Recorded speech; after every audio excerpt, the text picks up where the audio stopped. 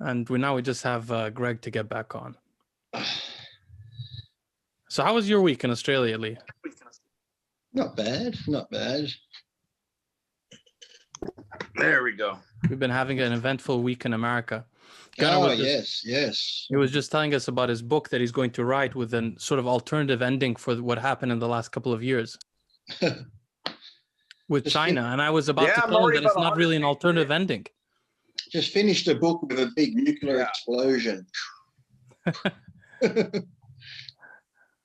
I'm going to give you a spoiler alert. And I won't ruin the plot by telling you this, but essentially, the United States ends up surrendering the country to the Chinese and their alliance. And that it's obviously they have Russia behind them and maybe Iran, but really China just makes it so you owe us trillions of dollars. We want it. You can't pay us. If you don't pay us, then we're going to collapse your economy. So there's either a nuclear war or surrender, and so to avoid nuclear war, the United States has no choice but to surrender.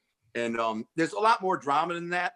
Basically, there's like 5 different main characters, each from each one of their perspectives. One's a Chinese spy, one's a CIA computer hacker, one is a hacker in China, one is a guy who's in prison just trying to get home to his wife. And he's got 18 months left and the shit hits the fan. So he has to break out of prison. He gets help with a guard, helps him break out so he could get home to his wife. And so it's all these things. And you know what? Another one is really cool is there's a huge pop star singer who's like really pampered diva pop star singer. And she ends up, all these fates kind of intersect in the middle and end of the book. And they end up, together in a certain twist of fate. And it's got to give you an alternative look at what could be possible, what really could happen in our world based on what is happening, what has happened. And the part of it is basically rural America, like where I live, for example, ends up, having to go back in time like 200 years, live on their own. It's where the Chinese don't want nothing to do with them, but they're not being supported by the government. So if I live out in the country, I got to fend for myself. And so that's kind of how it ends. Something like that. I won't give too much more. I'm hoping the pop singer gets killed because nearly every pop singer I've seen on TV supports Biden, so shoot that bitch. You know what I don't understand? Do you know what I don't understand about that? Her perspective changes. The goddamn people today, it's not like Bill Clinton, who was young when he was coming in, Obama, who was young, John F. Kennedy, who was young, and brought new ideas to the White House and new like blood, young energy. You got the oldest president ever coming in the White House, right? And he's been there for 50 fucking years. And he's not bringing in anything new. He's not bringing in any excitement. When Barack Obama first came in, people were like, yeah. When Bill Clinton first came in, people were like, yeah. It was new. It was young. They were young guys. It's hard to get fucking excited over this old man reading fucking cue cards. You know what I mean? I don't understand it. Not us. I asked the exact same question. People are excited over Joe. It's crazy. Millions of people are like, yeah, he's great. Guy's a freaking talking head, man. He's a moron. Anyone else with half a brain can see that. But you have millions of people who don't have a half a brain. I don't believe that people are excited over him. I asked the same question when the people that voted for Biden. I said, look, if you want to vote for him, that's fine. I said, but explain to me why. As you said, he's been there for 50 years. He's got this shitty track record. He was vice president for 8 years. So what is it now that he's going to do different that he hasn't done in the last 50 years? I said, just explain it to me. What is he suddenly going to change that he hasn't done or had the chance to do? It's like, what are you seeing that he's going to suddenly make this miracle change? All he's been doing is vetoing all the good shit Trump did. He's fucking sitting there signing everything back, destroying the gas pipeline so you lose your independence for fuel and shit and stuff like that. He's just destroying everything that Trump did. He's following Trump. Lee, he's following Trump. He's doing. What happened to all that? I got a plan for COVID. And now yesterday he came out and said, look, we're just going to have to let things run its course and all that shit. You're like, wait a minute, what? He said, we're going to try to get 1 million people a week fucking vaccinated. Oh, we already got that going. We're going to use the vaccinations. We're going to, dude, Get the fuck out of here. You had no plan, and people bought into that shit because the hatred for Trump was greater than the love for country. That's all. You remember Bill Maher? I'd rather see the country crash and burn. I'd rather see the economy tank. I'd rather see a recession and or even a depression than see Donald Trump succeed. That's what he said. So rooting against your country, you should be fucking hung by your nuts. You know what about all these bozos now that are coming out? I saw Cuomo, and then you got some of the other mayors in Chicago. They're all coming out now wanting to open up restaurants and wanting to open up the economy. The same stuff Trump was saying, and they bagged him for it, calling him crazy. You can't do it. Now he's been out of office for not even a week, and they want to open up again now. It's like, come on. And Lee, they're actually the same mayors are now calling in like the National Guard, telling the cops, we won't stand for this unlawfulness. Do you know why the people who did storm, the innocent people who did go in to the White House, because they thought, like, listen, nobody else is getting in trouble for this shit. If you were going to throw a rock through a window right over there, that's been going on all summer, the summer of love, right? The DC mayor said, let him do it. Now, all of a sudden, you're thinking they're throwing the rocks. That's what I'm saying. It's bullshit. All of a sudden now, all those mayors are calling the fuck. Even in New York, they're starting to fight. The cops are now allowed to fight back because there's a Democratic fucking thing. Right. Exactly. Where's Biden? Where's Biden and all the other people coming down? Was it just a few days ago on the weekend in Portland where they were burning Portland again and rioting in Portland? I didn't see Biden. Nowhere to be seen. No one said nothing about that. But the mayor, Ted Wheeler, up there just fucking maced somebody in the face yesterday himself. I saw that, Remember when Black Lives Matter said Black Lives Matter fucking humiliated the fuck out of him when they called him up to the stage and they said, Ted, you got an election coming up. Tell him Black Lives Matter, right? Are you for abolishing the police? And he said, well, wait a minute. I don't want to abolish the police. And they said, get the fuck out, Ted. So the crowd started chanting, get out, Ted. Get the fuck you, Ted. You know, and he walked with his fucking tail between his legs to all these Black Lives Matter savages and savages. It reminds you of the French Revolution, right? The craziness that was going on there. Yeah, but now it's a different story. Now, yesterday, he's all ballsy, macing people in the face and shit. Like, Google that shit. He maced some guy in the face because, you know why? He wasn't wearing a mask coming out of a restaurant. And the guy said, and the guy wasn't wearing a mask either, by the way. But the guy said to him outside the restaurant, yo, Ted Wheeler, you're not wearing a mask. Why aren't you wearing a mask? And he said, because I was in eating with my friends. He goes, you're not eating now, you're outside. Why do I have to wear a mask and you don't? And he followed the guy. The guy kept heckling him and following him all the way to the parking lot. Ted took out fucking mace and maced him right in the fucking eyeball. You said he got within his 1.5 meters. Watching that on, I watched my good friend. Did you ever watch this show, the Nick Papalo show, the comedian?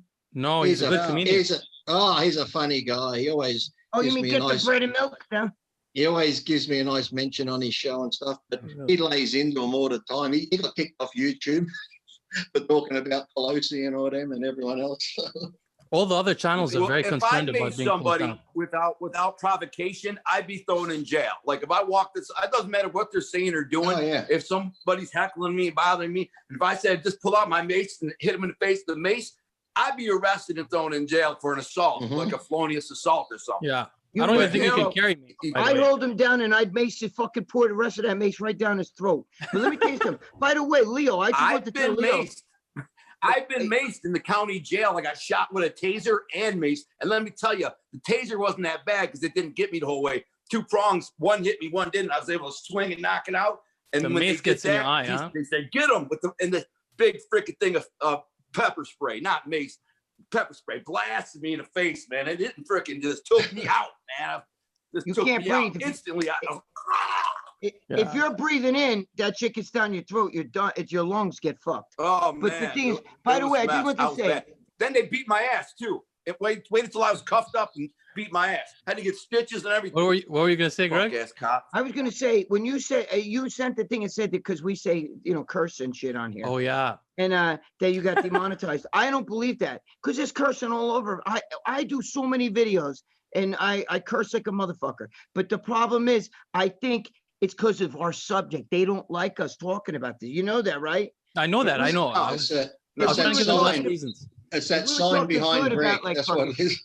What's that? Yeah, It's that exactly. sign. It's that sign behind you. That's what throws them off. Right Oh, there. yeah, that's right.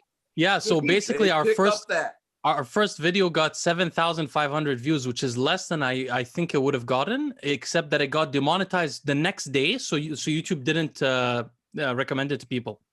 They kill the algorithm. That's Yeah. crazy. Kill it so that they know that's what you're doing. Well- Dude, I could put up a post about me fucking, scraping my foot or something like that, and I'll get a shitload of views on Facebook. If I put a post, something like, check out Yeah. this video, Biden's, we caught him. Look what he said here. And all of a sudden there's not one like. No, you'll get nothing. Mhm. Right. It's because of the algorithms.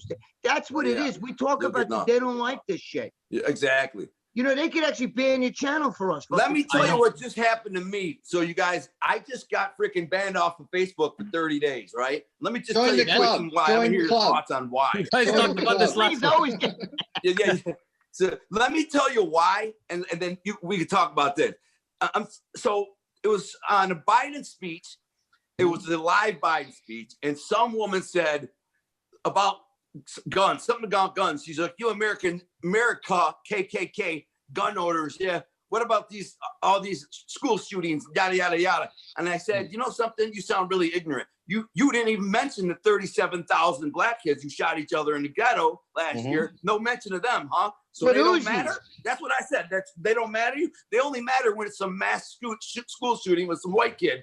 And I said, 99% of people who own guns never committed crime, don't do nothing. They go hunting to protect your family, whatever. You sound insane. What about the black kids that blast each other all day? Well, that right there, she was able to say America KKK, but spell it America KKK, called me basically, if I own a gun, I'm in the KKK. I'm a white supremacist. I don't even own a gun. I'm a felon. I can't own a gun. But I'm just saying, if I wanted to or could, that's my Second Amendment. Why can't I own a gun? And if I do, you're going to call me a KKK member? That would be like me saying. That's the biggest thing that Europeans don't understand about people, Americans. They can't get their head around the Second Amendment, usually. No, because they're being shoved it because you're white, your skin is white, that you're a racist, and you're a white supremacist, Exactly. and you hate black people. When I fucked many black chicks, and Lee, Lee, I'm sure has been fucking. You've been. I know you had black girlfriends. He's like, yeah, I dated whatever. you. Dude, I done it. I've been out of high school. I dressed him in a maid's outfit. Was that right? As long as you didn't say a slave's outfit. But I've been out of high school 43 years. And I haven't been with a white chick since I was in high school. Everything is, Latina is my favorite flavor. You know what I'm saying? Yeah. Well, So, I got banned off Facebook because there was just a discussion on about Biden and Pelosi, and people were talking about Pelosi. I didn't even say her name. My comment was, she needs the firing squad. And that was it. 30-day ban. You're promoting violence. Gunnar said that before on his channel. I don't. Lee, Gunnar- you're promoting violence. That's really terrible. Yeah. Yes. That's I told you, Leo. If I was Maxine the Ward. president, I would have. You can't say it on. You can't say it here. You can't say it here. That will get you removed. Maxine. You know what I would do. I would get 'em. Maxine. All those Maxine I'll Ward pull it. videos. Maxine Waters, where she's telling people get up in their faces and punch them in the face, and Yeah. Trump supporters Yeah. on the ground, kick them wider down. That's fine. That doesn't promote violence, does it? No. Speaking of Maxine, what happened to that Ghislaine? Is her name? What's her name? The he's talking about what's his Ghislaine name? Maxwell. Girlfriend. Yeah. Maxwell, right. Yeah. What? Don't know. I don't know. I haven't heard Yeah. much about her. You would think that there would be a plea already and a confession. You know why? Because she's got too much to say about people who are in the White House right now. Remember, supposedly Justice John Roberts used to go on that island a lot. You know what I mean? Supposedly MBS. Supposedly she has something on MBS, the ruler of Saudi Arabia. Well, he got hung. They killed him, but now with her, she knows so much, and she's probably told him, "Listen, I have all this shit everywhere. If anything happens to me, it's going public." So they probably got her on an island taking care of her somewhere to keep her quiet. No, genuinely, she had time to make a backup plan. We know she has something against people. This is totally realistic. And we don't hear many updates about her since she went in. She had a backup plan, 100%. There's people who swear that he's still alive. They just got him out of there, and I don't know. I don't know. He's probably having lunch. He's probably having lunch with Osama bin Laden on the island somewhere. They're also you know saying what? that- Wait, Lee, you know what he's doing right now? He's one of those things you see on fucking Netflix that's now dressed in drag, reading child fucking shit to kindergarten. You know the drag queens on fucking Netflix that read stories to kindergarten kids? There once was an island. He was Right. a really nice island. He's a kindergarten teacher Oh my on his God. island. No, but That's- genuinely, that's one of the best examples of corrupt. By the way, have you guys been listening to this QAnon stuff? Do you know who Q is? What is the Q? Does anyone know anything about this here? I do. What is it? What, My wife's been following him the whole thing for a while.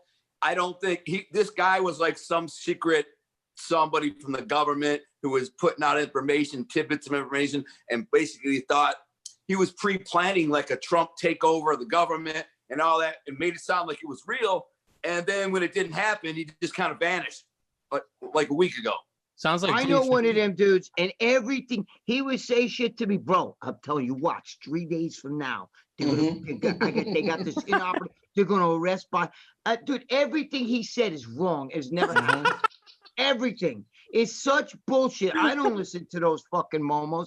They're just as bad as the freaks on the left. Yeah, I know. What I mean? You know, the non-binary, the fucking I want to live as a woman, all that shit. They're all fucking nuts, you know. Yeah, That was one of Joe Biden's big things. We got to make sure, you know, listen, I know the country's in turmoil right now, but let's make sure we put Harriet Tubman on a $20 bill, okay? And let's make sure that boys are allowed to compete as girls. I want to know. God, yeah, let's start with that. Dude, if I Unity. want to know that if Lee and I decided, and Gunnar, if we decided to, you know, identify as a 13-year-old girl, could I go play in a 13-year-old girls basketball? Can I play in a middle school girls basketball team? Why not? I'm a 13-year-old girl. Right.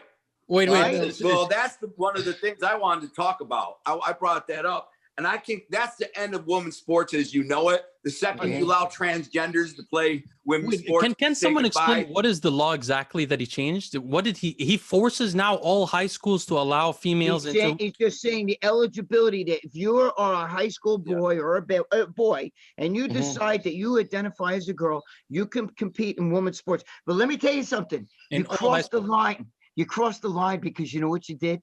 You made women really pissed off because the women's liberals, the real feminists hate that stuff. The real feminists are fucking freaking out, and they want his ass on a sling for that. Because I don't get Fallon Fox used to get his ass kicked when he fought as a guy in MMA. He transgendered himself, and then he became Joe Rogan talks about it all the time. He knew Fallon Fox when he was a guy. And Joe Rogan says it all the time. As a guy, he used to get his ass kicked. He was less than an average fighter. You can't switch. Look at these powerlifter guys going in powerlifting and they're making fucking, you know, you know what I'm saying? You can't do that. They're breaking all the women's records. Can't do it. In a week or two. Yeah. Oh yeah. These women have had records for years and years and years. Along comes a guy as a woman now, and they're just smashing all their records. It's just I mean, unathletic guy. You can't put men against women in sports. It's the way it's designed. And they've made the argument for me. You can't just freaking put a man up against a woman. They'll get their ass beat every time. You know, the man will beat the woman's ass in anything, at any time. So how do you think they're equal? You know, they have equal rights, equal live, women's live. Listen, there's a reason why God designed women to be weaker physically. No big deal. They're stronger mentally and emotionally. Oh, hell yeah. But I'm saying physically, you can't deny the fact that they're weaker. So why would you make this equal just to pacify one fraction of 1% and keep that LGBT party happy just so they don't get on social media and raise a big fuss? Here, I'll make this all. I'll piss off 90% of the population to appease a fraction of 1%. That's what pisses me off. Let me answer that for you. Let me answer it for you. It's the same thing to do with black people. With Black Lives Matter, yes, Black Lives Matter. You know, they'll do that. Let me tell you why. You know why? All lives don't. Because they hate black people and they hate transgenders. So what they do is they try to make it look like they're doing the opposite. Do you understand what I'm saying? They're saying, like when Barack Obama said transgender women deserve to be able to use the female bathroom. Well, guess what? I know more transgenders than anybody. And they've been using the women's bathroom since the 1960s. They don't fucking, now it's Nobody different with a noticed. man. If you put a wig on your head and shit like that, that's a different story, okay? But it's because they hate, when they hate them, look at who's the fucking KKK. The KKK was stemmed from the Democratic Party. You know what I'm saying? And what do? They call everybody else a racist because they want to deflect. They deflect their own views, whatever they hate. Listen, Al Sharpton, all these guys, they hate white people, but guess what? Combs his hair, straightens it out like a white dude. Even fucking Louis Farrakhan and shit. You know what I mean? He's not even fully black. Right. They're not wearing Shaka Zulu outfits. They're wearing suits that were made by a white company. It's a trick. It's because they actually hate them. You don't need to call attention to that. You don't need to. They're trying to disrupt the apple cart and make the bees buzz. If we pit the transgenders against the women, watch what happens. And that's exactly what they're doing. They're not helping society. They're getting women fucked up, but it's to divert your attention. They don't really give two shits. But if you think about it logically. Do you think that Joe Biden sits around and tells his wife, poor transgenders? He's probably like, fuck them. And same thing with black people. I got video. They represent votes and media voice. Dude, media voice and votes. Joe Biden throws the N-word. When Joe Biden's at home with his wife, he's throwing that N-word around like that. Don't give me any bullshit. It's on the internet. This video, Google it. Google Joe Biden using the N-word. I don't get, dude, he was the guy that fucking Kamala Harris, she accused him of fucking, segregation. I was one of those little girls okay, so what is segregation? Segregation, maybe it's a little bit separate the black, black girls want to. But if having females in sports in high school is a kind of protectionism, right? You're protecting the females so that they can compete. Because if you have no gender teams, then the whole team is male. You're fucking them up.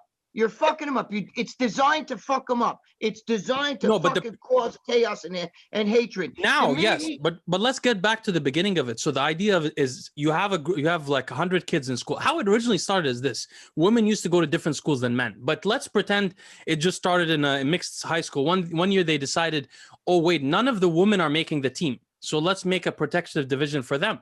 And so that was the girls' football or whatever, Well, girls have different sports. Boys don't play field hockey and shit like that. You know what I mean? The volleyball teams usually girls. I mean, what I'm saying. But what I'm saying is that this is another. So basically, they've removed their layer of protectionism toward females by introducing biological males into that group. So now the females will always be inferior, almost always, than a moderately able biological male. But it's a way to cause chaos. It is true, yeah. It causes a lot of chaos. It's almost like if you were in the fucking woods and some guy's trying to hunt you down and you took a rock and you threw it over there. So the guy turns over there and looks, while you're running that way. That's true. It's deflection. It's to get your mind off of other shit. All right. And he doesn't really care about trannies.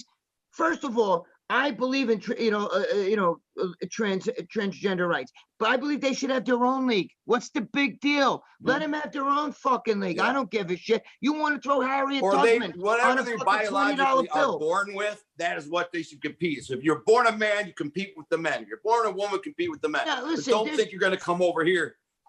I have no, listen, you do have, there's plenty of transgender. I have my own fucking feeling about that, but I don't care. Do you understand? Like, I don't give a fuck. I look at it this way. If that's what they want to do, then let them play with themselves. Do you understand what I'm saying? It's just like gays like to go to gay bars. Yeah. You don't see trannies. You'll see drag queens in gay bars, but you won't see trannies there, like legit trannies. Maybe once in a while to hang out with a gay friend, but they don't hang out there. They have their own places to go. What I'm saying to you is there should be a league for that. Joe Pietaro, I work for Muscle Sport Mag, so does Lee. Joe Pietaro and I once interviewed tranny league. There's an actual for women who actually became men, and you got to see some of these women. They're jacked. I told you, I was in a bar and a Buck Angel came up to me because he used to read my column in Muscular Development. He's like, dude, I got to get my picture taken away. And he was jacked. I mean, it was him and I were the two most jacked people in a bar. And he was a genetic woman. And that's why when people say to me, I don't care, I want a genetic woman or whatever. I'd say, well, fuck Buck Angel. You know what I mean? He's got a vagina between his legs. But guess what? He looks like Branch Warren with a vagina. You know what I'm saying? He looks like that. I mean, he's jacked. He's got fucking goatee, you know, chews on a cigar, you know, pull Greg my got finger. me with that one. Yeah. You know what I mean? Pull my Greg, finger. Greg was saying on our other podcast, like if you're straight, would you sleep with a female looking transsexual or a male, you know, female to male? And he pointed it out to me. If you're straight, you're not going to do the Buck Angel. I'm going to send Leo Rex, a tranny that I know, and I'll send you my friend Buck Angel. And I can guarantee you, if you're straight, you will pick the tranny. I can guarantee you. You want to bet me? I know Lee would choose it. Look, Lee. I'll choose Buck because he could spot me. but seriously, Hey, Greg, both you and Lee have daughters. So I announced recently that my wife is in her second trimester now with a baby girl. Congratulations. Found out. Yeah, we're very happy about it. Congratulations. That's why I disappeared off YouTube for a little bit. I was very happy and celebratory. But honestly, this discovery made me put me in a difficult position mentally. Concerned. Because I grew up without a mother also. So I've never had a female influence in my life. No sister, no mother, nothing. So I have to think about feminism and being a woman and what does it mean? And so I was sitting and thinking I don't think you have to think about that because, you know, that's what the governments tell us you have to do. And I think everyone overthinks it. It's like when you have a child, you want the best for your child. But I find that if you're a good parent, you know right from wrong, you're going to teach your child right from wrong. All this other shit about what they're going to be and all this, they worked it out for themselves naturally. If you just be a good parent and show them, you know, just teach them the basics, like I said, right from wrong in the world, anything else, the sexualities, this, what they like, then it's just going to come natural. And as long as they know you're an understanding parent, they can speak to you about anything, come to you if they have a problem. That's all you really have to do. You don't need to push all this agenda shit onto them. If I shouldn't buy him pink dolls because that's me. But what about the women though who want a daughter and have a boy? That's a different story. That does exist. Raising the girl to be a boy or the boy to be a girl. The kid doesn't have a choice.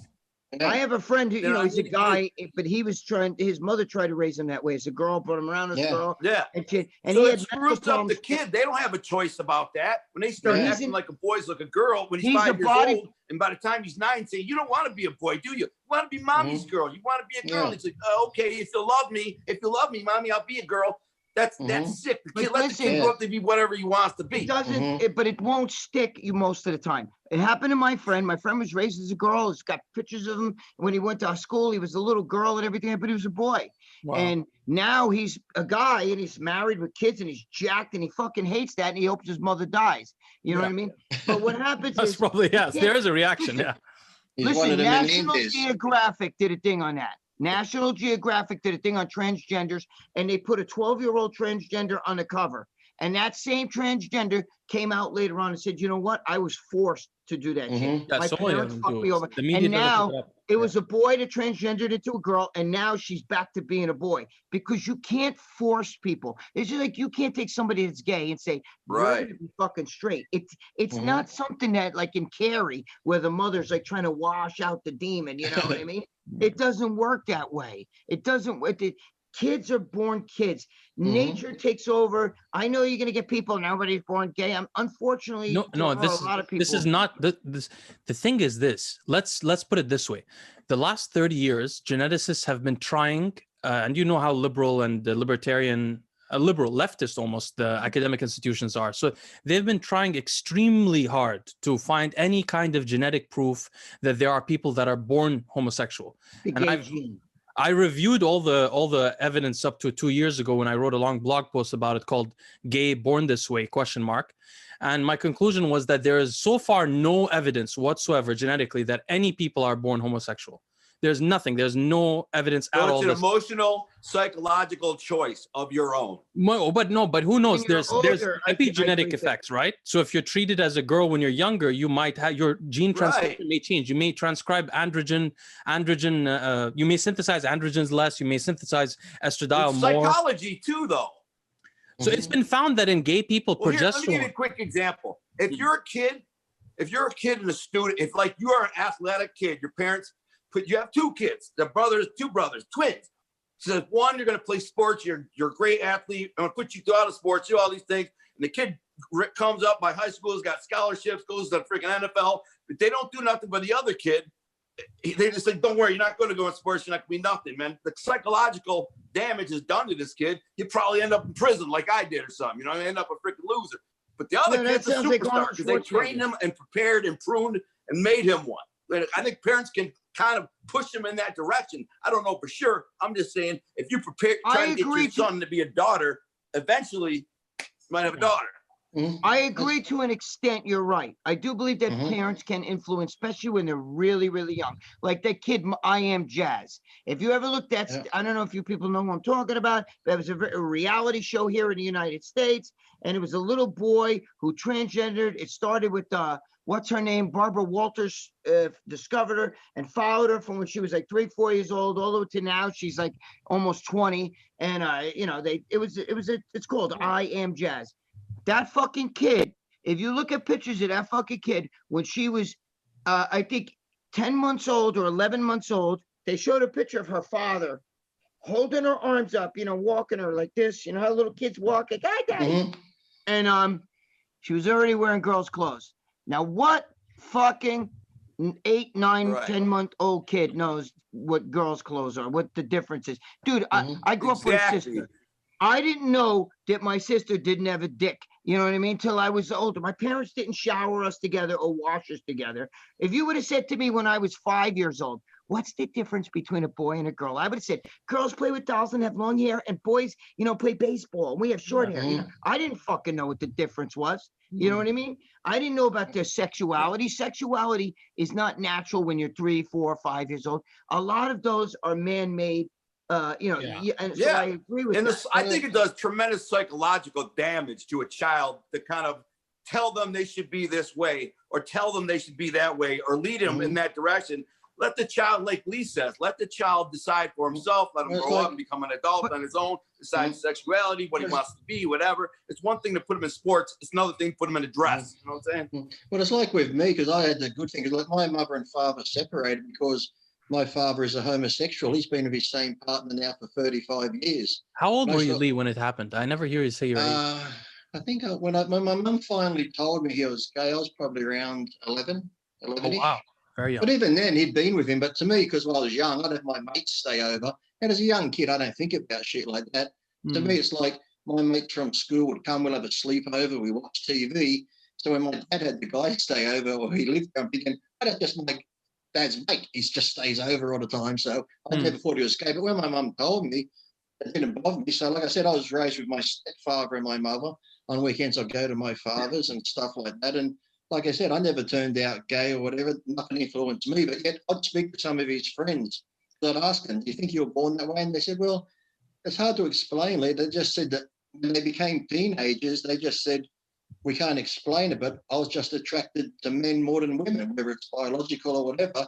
I just felt attracted to the same sex. So whether they said, well, I can't say if I was born that way, because some of them did say, yeah, I have been with girls, but I just felt more attracted to men. And so they just started dating men. But he's been, like I said, he's been with the same partner now at least 35 years and stuff. And pretty much nearly every one of his friends that had children, they're all married and had kids and stuff. None of them, because that's what used to annoy me when they're bringing out all this stuff about gays. Gays should never raise kids or they're going to turn out gay. It's like, oh, well, I didn't. My father helped raise me, but I didn't turn out gay. So I was like, I can understand if the parent was pushing that it could happen, but, you know, my father never pushed it on me. To me, it was just my dad. And it doesn't rub off, bro. It doesn't rub off.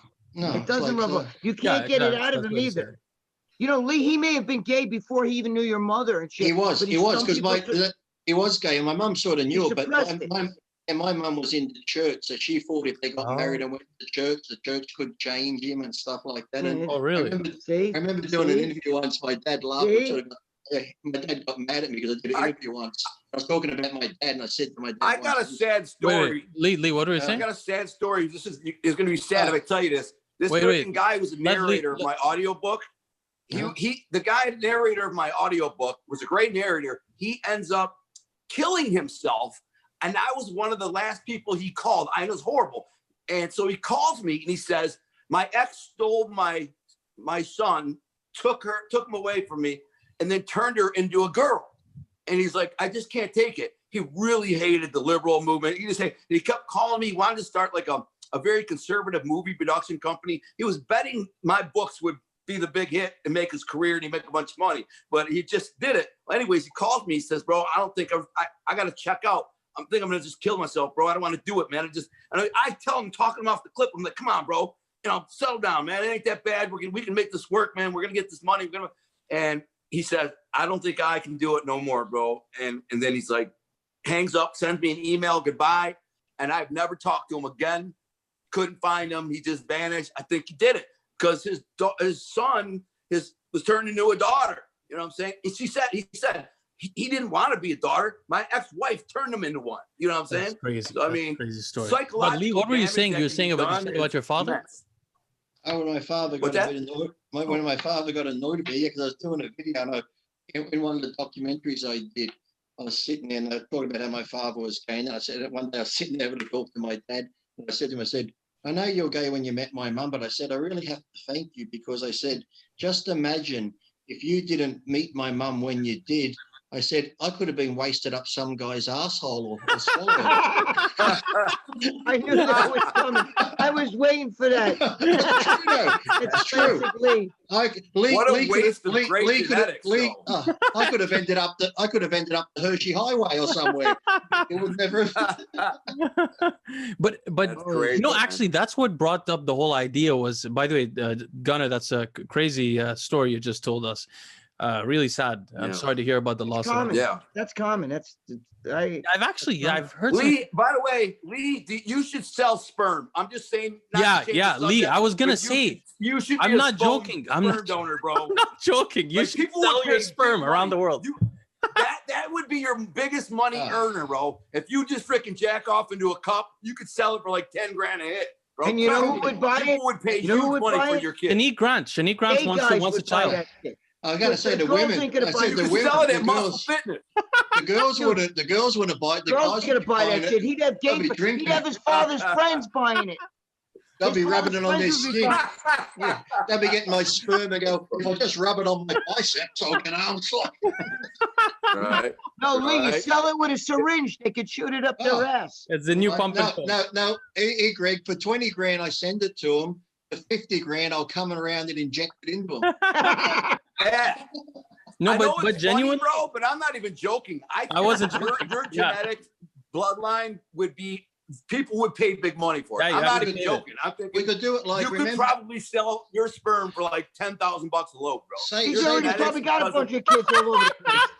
Say if I just make like 20 vials. Remember Billy Bob and Angelina Jolie had the vial of blood around their neck? Yeah. Say if I make special, you got jizz nut. Yeah, I could make a vial of my sperm they can wear.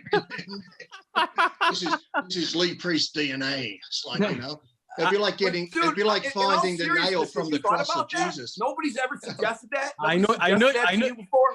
Lee, you're joking, but both Gunnar and me are serious. Actually, Lee, if you'd be willing to do the 23andMe test, I'd love to look through your genes a little bit. Like, not many of those things about muscle building have been learned yet. Mm-hmm. The androgen receptor, for example, is now one in the like 100 million genes, bro. Yeah, especially considering your height, it's a very interesting combination because something happened to make you not grow very tall. My daughter's the same height. Is your daughter as genetically gifted as you as a woman? Hold on. I'm gonna bring up a picture of it for you here. He's cute. No offense, I'll find a picture of my daughter. Hold on. I'll find one near contest. How tall are you, Lee? 5'5.5". That's not that short. If you ask Fuad the sixth time, it'll turn 4 feet.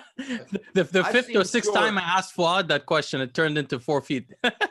Right. The one thing is, dude, I look at the pictures of you when you're young, and the genetics are just unbelievable, bro. Like you're like a young Flex Wheeler or something. Just, just one in 100 million. It was better. I believe people. I believe people would pay for it. I'm just thinking hypothetically. I mean, you should talk to a genetic company where you do an artificial insemination and say you do, because I think they do that. They get like high-powered doctors and lawyers, really successful people, really beautiful people, and then they freaking whack it off. And Incredible. Oh wow. Yeah, good She has genetics. good. Oh yeah, she just doesn't use much of that stuff, huh? Wow, good. You don't want to get her jacked. Here's She where looks good to what she won a pro card there. No, Yeah. no. He looks great. She's your height too, isn't she?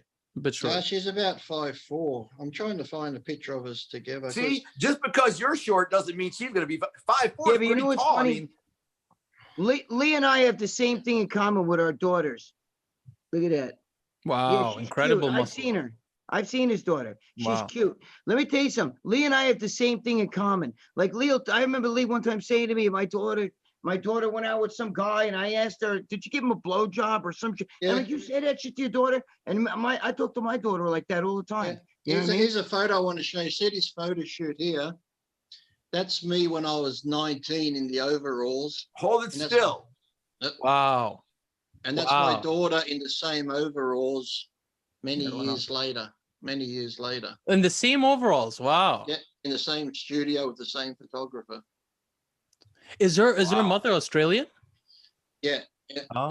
As Greg was saying, I got friends, right, that have daughters, and I'm going to do this to you, Leo, when your daughter gets a bit older. I love stirring them up. I'm like, what are you going to do later on when your daughter gets a boyfriend? She's never going to have a boyfriend. She's never going to have this. I said, yes, she will. Someone's going to have sex with your daughter. No, they won't. No, they won't. I said, you know what? It's going to happen. I said, just think of it now. Think of when you were younger. You were banging someone's daughter.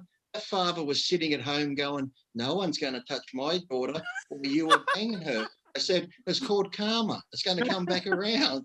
So, you know, Right. I said, look, just vision it now. I said, just, let me ask I said, you, just Leo, vision, does that I said, bother vision you? your daughter laying No, on it don't bother. Are you kidding? Bother him? Yeah. Him and I have talked. He said, he'll Yeah. tell me, my daughter went out with some guy last night. I said, Well, I know "Did he's you give him a Arabic, and that blowjob can or make a difference. I do the You know same what I'm fucking saying? shit. Little culture. Gunner's wondering if I it don't bothers know. me because Gunner's Nah, in I do the Michigan same surrounded shit. by Arabs, and Gunner knows Dude, how my- Arabs are. My Exactly. I mean, the Arabs, if you're Arabic, it's a different culture. They're very protective of the women. My wife is Arabic, half Arabic. Oh yeah, you and the should tell them men are about your super wife protective with and Christianity and super stuff. like You should I tell them do the about your same- wife. So his how I met my wife. yeah, no, his wife grew up in an Arab family. How I did meet her. No, about there's a lag between us. Yeah, That's what. my wife was. Yeah, I was Yeah, just a saying little that bit, that's the his thing. wife was raised by a conservative Arab, and she basically had to learn her own way through life, and eventually she found Christianity, and that's how they met. Yeah, I'm concerned more about the opposite, about the feeling among Arabs that the woman owes them something or belongs to someone.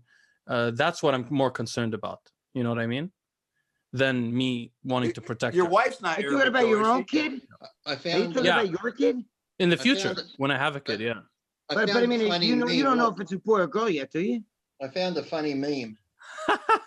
Valerie, I'm here for the girls' track and field. Yeah, it's true. It's true. Actually, there's a guy called. Right. Yeah, there's a guy who tried. I think his name is Eric Kanevsky. He's been on my channel before. He tried to compete, I think, in the women's bikini division once. Yeah, it's really funny. But what were you saying, Greg? No, I was saying, do you know if it's a boy or girl yet? Oh yeah, it's a girl. Girl. Oh, it is a girl. Yeah, What's her I name? found out this That's week. why- That's why I've been gone. That's why I'm Do you know telling her him name? he's gonna be in trouble. That's the first problem I had. Look, the first two problems I had was first this. I was telling my wife, why are we buying pink stuff? Is it necessary? I don't like the color pink. I assume most girls don't like it. So I was thinking, could we use red or something like that? That was my first problem. And then the second problem was that I was thinking of the names. I don't know about the English language, but the Arabic language has the most lame names for women. It's all like deer or gazelle or pearl or flower. But it's not like My wife is Mervet. you're not gonna have a say in it anyway. So what are you worried about?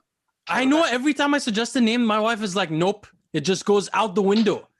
And she's like, well, in French, it will be pronounced this and this. And I'm like, oh my God, well, they pronounce everything weird. What am I going to do What about that? about Lucy, like Yeah, your wife? yeah.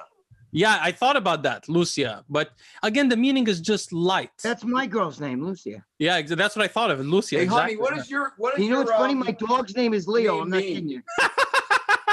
I have a Lucy, a Lucia, and my Oh, dog's okay. name is fucking Leo. He's a My pain in next the dog will be called Greg. ass. No, but I didn't name the dog. It's been that for a while. We got him with that name. But How did you please, I pick feel your good. daughter's name? What's your daughter's name? My daughter's name is Gina Marie. Eugenia? Very Italian. Yeah, Gina Marie Valentino. What's that? Is it Eugenia? It's very Italian. No, Gina, Gina. Oh, G-I, interesting. but we're like, I have the same relationship with her as like Lee has with his daughter. Like I told you, Lee would say shit to me. I remember him telling me stuff. Yeah, she's going on a date, and I told her, my daughter told me, yeah, I'm going out. I'm going to get hit tonight. You know what I mean? And she'll go with like a, I tell you this funny story. She goes both ways. My daughter, I couldn't do that. My daughter I couldn't be like that. I couldn't. My daughter come to visit me once in Arizona when she come over to visit me. And she's like, where are the guys at? I said, look, calm down. You just got here. She's out by the pool. She brings this guy into the apartment and they're sitting there on the couch and they go, we're just going in the bedroom. And I looked at them both. I said, what are you going in the bedroom for? And she's like, just to talk. So I turned straight to him and I said, listen, if my daughter comes back out here and says you didn't fuck her properly, I'll come in there and show you how to do it. Now he's looking at me. I can see his mind turning. He's going to show me how to do it. Does he mean with his daughter or me? I can't tell. What the fuck? My God. After he left, I said to her, so what happened in there? She goes, oh, he just sat on the end of the bed and didn't even fucking move. Dude, I get the same thing. My daughter lives with me. Your plan worked. My daughter's got a girlfriend. She had a boyfriend, now she got a girlfriend. And I'll do the same thing. I'll say, I don't want to hear no fucking moaning down there, no fucking boxy. Well, the thing is, it's like, she'll be like, oh, I'm not the one. What's that? When I was young, my mum always said, look, I know you're at that age, you're going to have sex. If you're going to do it, I'd rather you do it home safely rather than in an alleyway or a car or something. And I've always been the same with my daughter. I'd rather be open with my daughter where, like I said, if they have a problem or they have something, they're not afraid to come and talk to you about it rather than, like I said, keep it bottled in or not talk to the wrong person. I wish my family was like that. So it always been open. Yeah. You can't stop them though. Your daughter would tell you, mind your fucking business. My daughter told me, mind your business. I'll do what I want to do. I'll eat her box. I'll do what I want to do. You know what I mean? She don't give a shit. I remember I used to tell the story. My mum hates it of when waxing first came out. I said, this is why I'm traumatized. People, I come home from school once, I was like 10. This is like when all that, the wax come out, you put the wax on and you rip it off. Yeah. I said, I came home from, because, you only meant to put a little bit on and then rip it off, like a little bit at a time. I come home from school, we had this like linoleum floor, like that fake fucking plastic floor. My mother brought some wax and she melted it all. And rather than just do a little bit, she covered a whole leg, each side with wax. So I come home from school. My mother's sitting naked, glued to the linoleum floor. And I'm trying to peel her legs off the floor. Of course, she had wax all over her legs and stuff. So here's my mum sitting butt naked on the kitchen floor, stuck to it with the wax. And then she had to try and melt it and pull it off. And by the time she pulled it off, her legs were bleeding. There was blood everywhere. That's why I'm traumatized. That's why I'm traumatized, seeing my mum covered in wax naked, stuck to the kitchen floor. I tell my daughter all the time. True. I tell my daughter all the time, like if I'm pissing, I tell, don't look here. I don't want you to see your old apartment. You know what I mean? And she'll go, oh man, meaning she lives in my dick. You know what I'm saying? I grew up in an Italian house culture where like the men, that's where I'm different. For whatever reason, my dad was kind of a dick and didn't care, but it was my uncles and my aunts and the women were protected. Nobody could get close to them. They didn't want them to date. They didn't want them to go out. And I kind of saw my sister like that. Every boyfriend she had, she'd bring home. I ended up punking them out. Like one of her boyfriends was the captain of the football team. I walked in one day and they're 2 years older than me. I walk in and she was crying. I just started crying. I didn't even know why. I just dropped my bag, ran up and just, bam, knocked the dude out. Knocked him flat out, dragged him outside into the snow, threw him on the snow, threw his crap. My sister's like, damn. So listen, you got to like this one, Leo. The next boyfriend that came around was a couple years later because no boys came around because of me. There was this dude on the couch when I came home one day and I walked in. He's sitting there on the couch. Nice looking guy. Kind of looks like you, actually. I wasn't sure if he was Italian or what. I walked in there. I'm like this. Yeah, what's up with you? And he's like, hey, how you doing, man? I'm just, taking your sister out. I'm saying, you taking my sister out, bro? And he's like, yeah, I was going on a date. And I said, and then he says to me, hey, what are you doing tonight? What are you guys doing? I'm like, who? Me and my boys? I'm like, yeah, going to the club, whatever. He goes, here you go, man. Pulls out an amount of money, peels a $100 bill and goes, here, man, drinks are on me. And I was like, yeah, man, you're all right. So I ended up freaking like, that ended up being her boyfriend. He's Persian, by the way. He bought you off. But he bought me off for $100, basically. So I let him do whatever he wanted. Terrible. No man. way. I grew up with a father that was like that. He would, you know, with my sister. But the thing is, I worked in a strip club and went to high school at night, and I brought one of them pigs to my senior prom.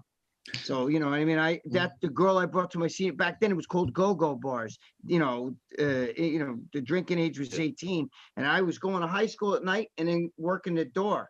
$1 cover. That's how much it was to get in there. But my parents were used to it. I come home, I had gonorrhea and all that shit when I was in high school. So my parents were like, you know, I was like the fucking fuck up, you know what I mean? I was always in trouble, you know, whereas my sister was the goody two-shoes, you know. I used to bring my girlfriend home. Well, I was engaged when I was 17 because I was always in long relationships. Even at 17, I first got engaged, and I'd be at home, and my stepfather would go to work into coal mines early in the morning, and I'd be out there having breakfast. The girlfriend or my fiance at the time would come out, and my stepfather would be like, "Oh, a big night last night. I heard you need to start imitating my fiance." "Oh God, oh God, oh God." And she'd get so fucking embarrassed. But like I was saying before, though, I was raised in that family, like we're always very open about stuff. We always talked about stuff. You know, I'm sure my parents, you know, they thought, okay, if we teach him right from wrong, he's got to make his choices in life. Hopefully he makes the right choices. Sure, I made a few mistakes along the way, but who hasn't? But, you know, but yeah, I think this day and age, you just got to, that's the main thing. You know, everyone's trying to, I don't know, because people now, it's like, even here when I talk about kids and that, they're like, you can't let your kids go outside. There's pedophiles. I'm thinking pedophiles have been around forever. Look at all the court cases, people that have been abused 40, 50 years ago. I said, actually, with all the cameras today or the cell phones today, it's actually safer now to let kids go out than what it was back then, because kids would disappear back then. You'd never hear from them again. They just disappear. Right. Pedophiles want rights too now. They're going to go after them and legalize it. Now they'll be voting Democratic soon. Hey, we're going to legalize pedophilia. Just vote for us. Let me tell you guys the old we can reform them. Yeah, reform them with a bullet. There you go. That's how you reform them. But before we move on to that subject, I want to tell you guys reform them with a bat. A funny story from so in Dubai. So Dubai being now a very internationally recognized place, but in the 50s and 60s, it was still very culturally tribal. This is not so much Islamic as it is a little bit Bedouin mixed with Islamic. But short story from my childhood. I remember when I was young, 5 years old or so, I asked my father about some lady in our family. I don't know how I knew about him, but she was my father's first cousin. So my grandfather's first cousin. So apparently my father told me the story about her. I grew up knowing the story. So he said, when I was about your age, she used to be in that house over there, and they chained her leg to the floor. So she had a chain shackle to a bedroom on the floor. So she couldn't leave the bedroom. So she could only go into the bathroom and outside. So I was shocked. Like, why would this happen? My father was like, they caught her in the 60s going out with some boy from a neighboring neighborhood. So she was out with this boy who apparently she was in love with. Listen to the rest of the story. And they got caught, something like that. So my grandfather was technically the head of the male family. So he chained her to his house, literally, at the time, totally lawful. And then the woman, ingenious woman, escaped somehow one night in the 60s in Dubai and met her boyfriend, who was from Abu Dhabi, and walked, I guess, or took some kind of car, escaped into Abu Dhabi, got married, had children, and their grandchildren I now know. But they haven't spoken to the family my whole grandfather's life. So he just died like 10 years ago. We started to know them. I'll give you a clue how she escaped. She has one prosthetic leg right now. I'm just throwing it out there. Shoot her leg off. No, but really, but that's funny. But my back then, family. That sounds like something that would happen in my wife's family. That's how extreme that is. Yeah, it's true. But back then, that's ridiculous. But when you look at some of those cultures, they're doing something like that. You know, it's like shame on the family. What about some of those cultures where they have those like honor killings or mercy killings? This is the culture that they do have that in. So, for example, when I was working in Abu Dhabi, I was working at a private equity company, and some of the important people from important families in Abu Dhabi used to end up in this company. And one of the people was working with me for a short period of time, and I knew his family. So I asked where his brother was. He had an elder brother. He said, my brother's in prison for life. So what did your brother do? And he told me the story. Basically, his brother went home one day and his wife was at the house, or no, his brother was suspicious his wife was up to something. So one day he pretends to go to work and stays outside the house and waits. And I guess he has a machine gun in his car. I don't know where he got the machine gun from, but some guy comes up and pulls up, gets out of his car, goes into his house to fuck his wife. He goes, machine guns both of them to death, and goes into prison. So those honor killings in the UAE still exist. They're not publicized, but they happen because people, they develop this kind of honor that somehow they own the woman. And if you get to the woman, it's actually, you're fucking me. If you fuck my sister, you fuck me. That's how they think of it. We had a guy that wasn't here. an honor killing, because the honor killing is where they get away with it. They're allowed to. No, kill they're only allowed to do it in two countries in modern times: Jordan and Pakistan. In other countries, they don't get allowed with it, but it's still called an honor killing because that's the point of it. Yeah. In That's Australia, like my wife's here, family. a couple of years ago in Australia, we had a father. He got off. He didn't get off, but he would have got life, but he got a lesser sentence because same sort of thing. They moved out here. They immigrated to Australia. His daughter started dating outside of the family, outside of the religion and stuff. And he went around and killed his daughter, stabbed her to death. And when it went to trial here in Australia, he got off. He had a good lawyer, and they just said due to cultural differences, cultural practices, he pretty much got a lesser, got a lesser sentence. But we've had a few people in Sydney where they come over from overseas and different cultures. And one guy, he got off because he was going to the swimming pool, touching girls and doing stuff, and he said, well, in my country I'm allowed to do that, it's not a big thing. So it happened here where I live. There was a doctor, and they were watching him, like the FBI and shit. They would, because they believed he was involved in terrorist activity. He was a doctor from like Pakistan or something like that, and they had his house bugged. And one day they were listening out in a van, and they heard that, he was arguing with his daughter, and the next thing you know, they hear this blood-curdling screaming going on, and they figured, holy shit, somebody's getting killed. So they stormed in there, and his wife, the mother of the daughter, was holding the daughter down while he was stabbing her, cut her head and shit like that, and he cut her head off. Crap. And they walked in and they caught him, and you know what's funny? He told them, get out of my house while they were there. And this is like 10 years ago. This is New York. And you could probably Google it. And he basically kind of got away with it too, because he was saying that that's my religion. This is what we believe. She dishonored my family. I have the right. And I have the right to take her life. I gave her life. I take it. And the mother held her down while he did it. So it wasn't like. By the way, the weird thing is it's not actually in Islam at all. This is the weird thing. In Islam, there's no honor killing. Like the only thing they have a public killing for adultery. Yeah, they have that, stoning. But you cannot kill your own daughter in Islam at all. That's not even there. And the weird thing is, before Islam, the Arabs had actually a very stronger woman in the society, and they didn't have these clauses. Women were not veiled. Women used to tattoo themselves in Arabic culture traditionally. They were very open. They had strong personalities in the society. After Islam, although Islam didn't have that directly in it, somehow in the next 1,000 years, Arabs started killing their own daughters and their families over this kind of stuff. Right.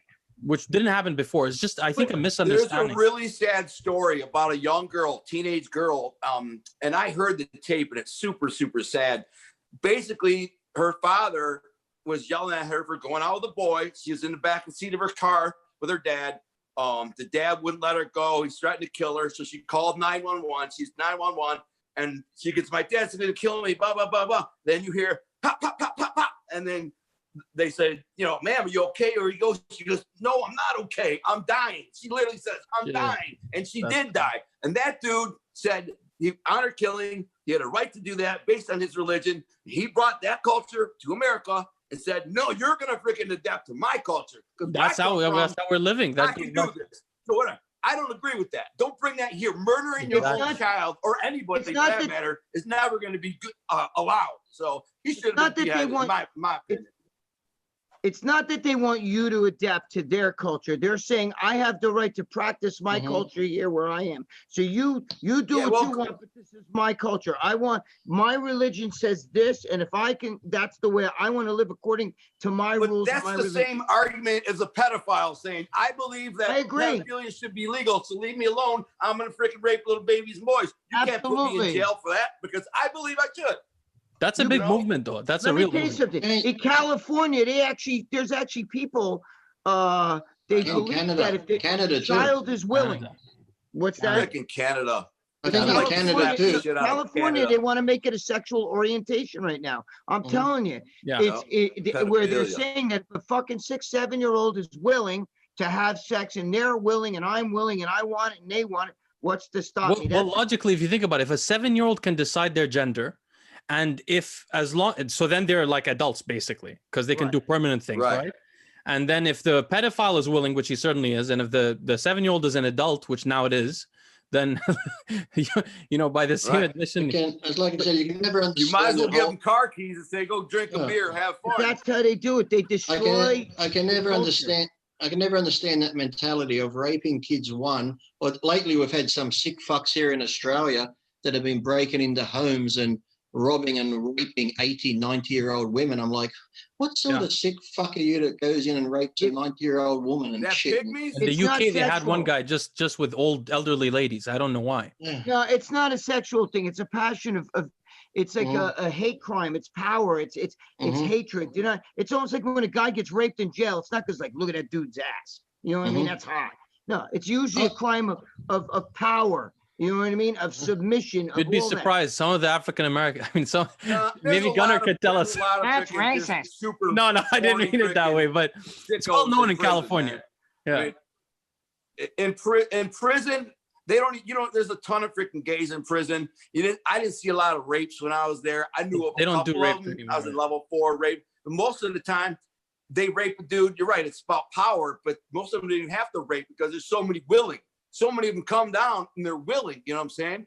It's unbelievable. You see these young punks from the streets, gangsters and hard ass, they come down. Are you talking about in the gangster? They work out, they're all buff, and then all of a sudden, on the low, they're sucking up their bunkie, getting it in the ass, and like, bro. And then listen, most of the guys who joined the Nation of Islam, the Moabites, there's the Moabites in the Nation.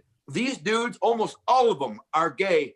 Especially the old ones. They all do crap on the low. Oh, yeah. 100%, bro. I say 90% of them are freaking gay.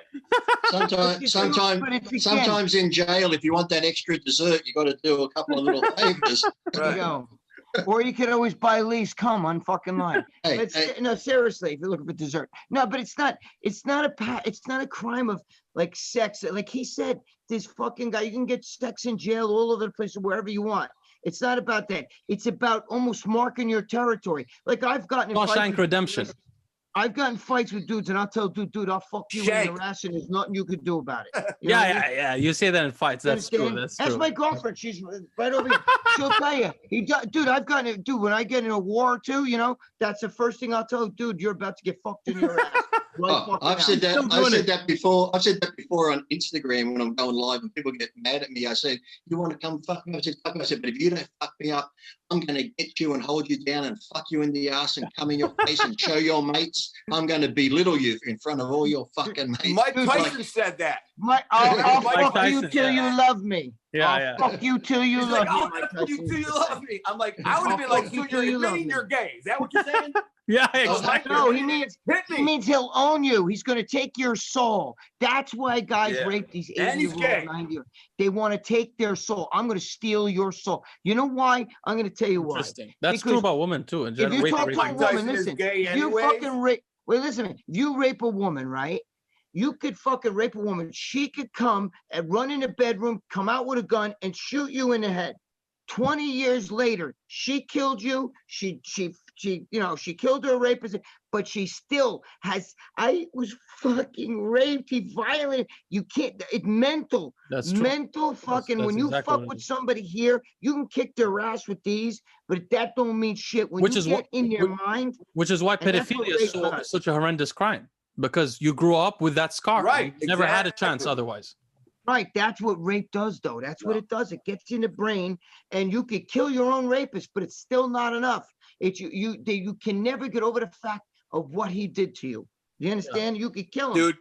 When I was in prison, I saw horrendous cases, rape cases, where dudes freaking like raped a little boy. I was in court one time going to trial. Were you in the protected division? I actually knew, man. I went to high school with this dude, and he had been molesting this 10-year-old boy.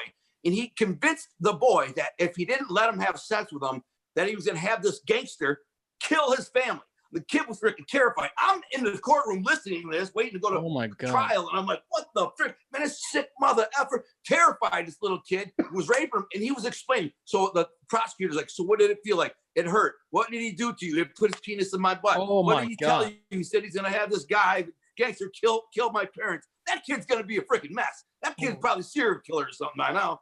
It's insane. Dude, I'll give you one. I'll give you one. I used to get letters from prison all the time.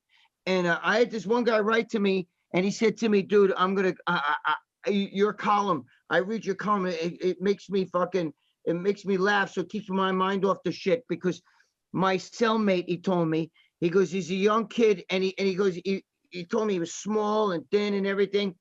And he said he shot a cop, and the cop shot him back. So now he has a colostomy bag.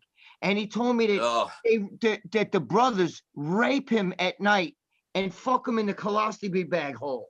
They don't even fuck his asshole. They fuck him where the colostomy bag is. And he said he wants to kill all these guys in, the little crew that's doing it to this kid. Wow. He wants to kill them. And he used to say to me, reading your column keeps me from committing murder and spending the rest of my life in here. So he told me, it's a legit story. My girlfriend, I think I told Chris Bell that in Bigger, Stronger, Faster. Chris Bell read the art. Chris Bell in Bigger, Stronger, Faster, in that movie I did. He reads, I had a garbage bag like this, big block of all these letters. And he was like shaking when he read that letter. It was unbelievable. They would fucking rape this kid in his colostomy bag hole. It's funny you say that. I'm not laughing at that, but that used to be one of my jokes. I used to say, you know what, sometimes when you're horny in the shopping mall with your girlfriend and you want to have sex, you can't really do anything. I said, I want to find a good mate that's in a wheelchair with a colostomy bag. So if I'm ever in the shopping centre, I can just lift this T-shirt up and stick it in and just stand there while I'm shopping, and nobody will know what I'm doing while I'm fucking his hole in his rib. There's a Lee Priest in one of the prisons in the U.S. There's someone with Lee Priest mentality in one of that black gangs. Yeah. You don't want my mentality. Sick stuff in prison, man, between homosexuals and rapists and stuff. Like, I seen some stuff that I'm not going to talk about, but I seen some freaky ass crap go down in prison. There was this big black dude, huge black dude named Israel, and he was cool with me. We played basketball. This dude was huge, man. And then he starts telling me he wants to bone my bunkie.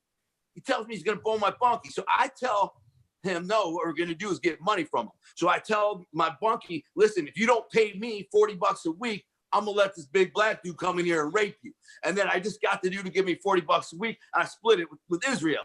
But he had like 75 sexual misconduct tickets from getting caught raping. I mean, he liked to rape little white boys. That's what he liked to do. God. So I made the dude pay us for like a year, my bunkie and cellmate. Eventually, he went and told on me and locked up, and then went in productive custody. But by the way, if anyone's ever watching this and has the rough, it ends up going to prison, let's give them some advice. Number one, rape is very uncommon in jails in the U.S. and prisons lately, since the 90s. So it's not that common like you see in movies. No. Second of all, if you do get into jail, just never back down from any fight.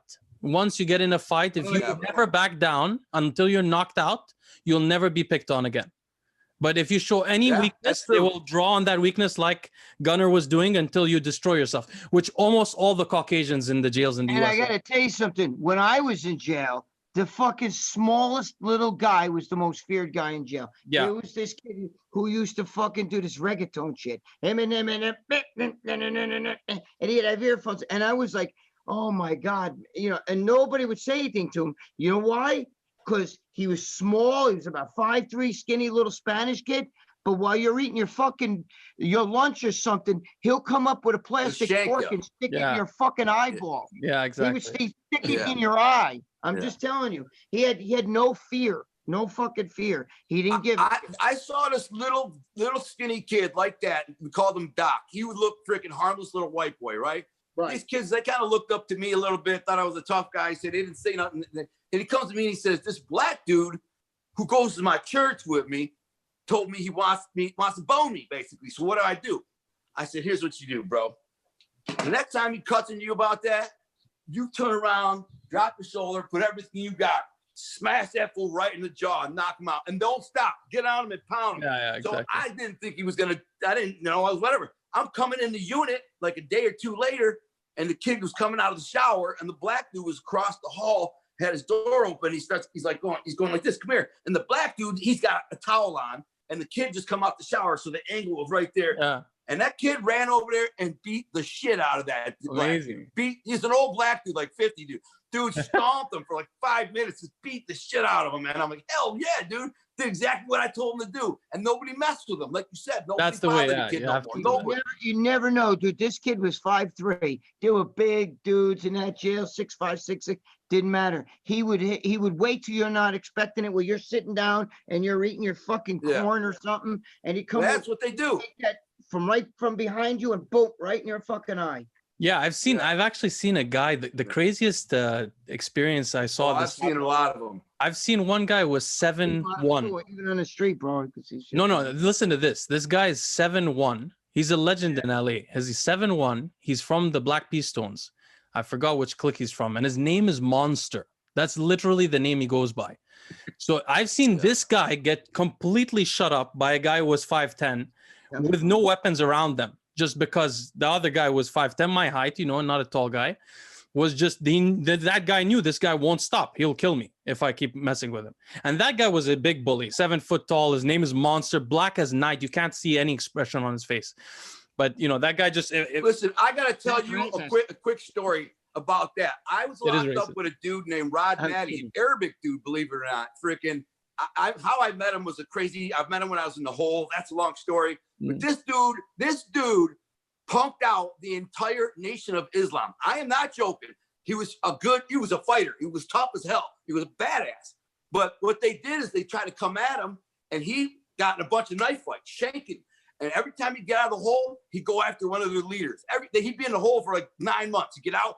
Within a day or two, he'd get a knife, go right at the leader, stab him, and he was good fighting too. So he'd whoop their ass and stab them, and they come after him and go back for this. Listen, this goes on for like 15 years, bro. 15 years. They don't let the guy out of the hole as soon as he gets out. His name is Rod Matty. You look him up. The guy's freaking lunatic, man. I met him in the hole, and we became boys. And then like 10 years later at another prison, I run into him again, and he's telling me all this. I heard stories. I heard all the stories about him for years. So now I'm with them at this huge prison called Kinross, 1,700 guys, and it's known for gang banging and stabbing and violence and raping. It's the second most violent prison in the country. 288 stabbings in 8 months there, and a couple murders. Yeah. And here I am with this dude who the entire nation of Islam, they call the truce with him. By the way, that's why the reason I'm laughing is because he's an Arab talking to African Americans who don't understand Islam very well, who are very angry about Islam, and he's probably upset about it too. Like, why are you misunderstanding my religion? Nah, it wasn't even about religion, dude. It was about. I started over a shower. He was coming out of the shower, and freaking some dude says, "Who's next?" And he was next. And some black dude was like, F that white boy, man. Just go ahead and go. That's what all of it's about. This dude was a bad mother effer, bro. He was about 190, ripped up, in good shape, like an MMA fighter. And he liked the fight. He comes on the corner. He said, which one of you mother effers said it? He called the N-word. He said, which one of you said that? God. And they all kind of got quiet. So then, like, at one point, he got in a knife fight over Was he with the whites? Was he with the whites in the prison? He wasn't with nobody, bro. He's with the Chaldean Mafia. Oh, wow. The Chaldean Mafia. I didn't know that exists. Listen. Oh, dude, look it up. You should look it up. Listen, I don't care how good. I don't care how good you could fight. I don't give a shit if you're fucking Mike Tyson. In prison, guys are going to test you like that, number one. And number two, the guy who prevails is the guy who's got it not all there. They're crazy. Yeah, that's true, because you lose the most. Yeah, that's There's a part difference of the between thing. being tough and being crazy. I know guys that you could kick their Bro, ass back. That's the worst thing that you could do is kick their ass. They'll wait in your bushes on when you get home. Yeah. You see the bushes rattle, and that's the last thing you'll remember. That's sort of like online when you trolls, walk actually. the yard in prison, this is the thing. When you walk the yard in prison, usually if you see a guy walking by himself in prison, which I did, I had no gang, it was just me, that you either see a guy in prison yard walking the track by himself, you think either he's a badass or he's crazy. Now, everybody used to say that to me, and they're like, you're both, bro. You're a badass and crazy. But this Rod Matty dude was next level. I walked the yard back and forth with him for like 3 months. And all these black dudes, I'm talking 400 or 500 black dudes on the called the blacktop, where it's nothing but gangs up. I'm walking back and forth.